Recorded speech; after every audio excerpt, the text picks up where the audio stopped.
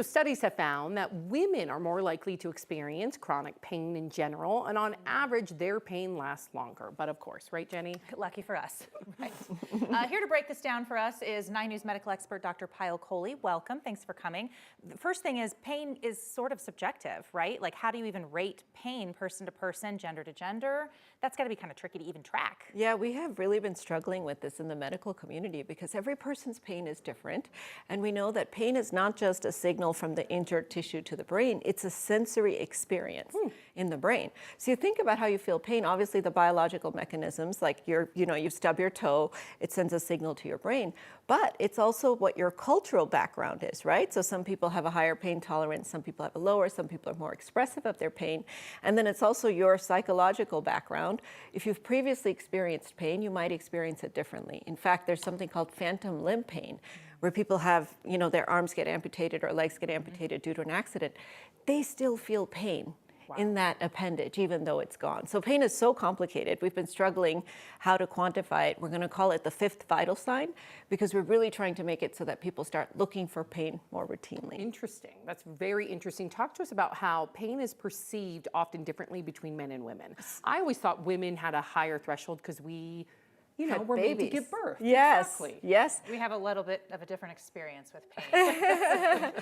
So there are huge biological differences between men and women and their pain. And in fact, the receptors can be sensitive to hormones as well. So we know that pain is a combination of your genetics, your hormones, and then I talked about your cultural background.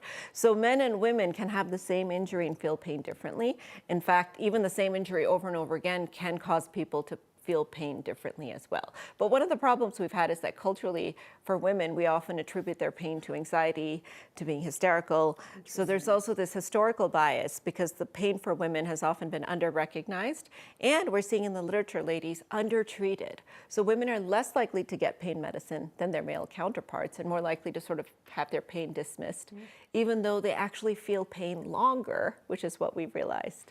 I think today people are also very nervous about treating pain because of what we saw with the opioid epidemic for 10 years.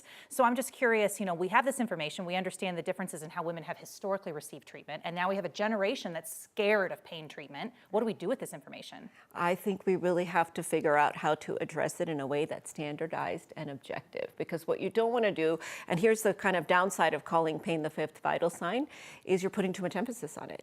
You're putting focus on it. And if I tell you to think about your pain will amplify. Whereas if I distract your brain to think about something else, the pain actually reduces. So there are ways to treat pain that are not necessarily pharmacologic, and they're behavioral and they're cognitive. And so I think more focus on that, less so much on you can't feel any pain at all. Because I know when you get admitted to the hospital, the nurses say, we don't want you to have any pain. Some pain is protective. Pain has evolved to protect us. So we don't want to not feel pain. We just don't want prolonged pain or chronic pain, which, like I said, women tend to feel pain longer than men. I love it, Dr. Kohli. Yeah. Thank you so much for all those anecdotes. Yes, I'll just add one more thing in the study, which is that they did the study. 2 people had a car accident on the same day, okay? They rated their pain the same, men and women. The women's pain lasted longer. And they actually found a biological reason for why, which is a chemical called IL-10 that's turned off by testosterone, that's modulated by testosterone.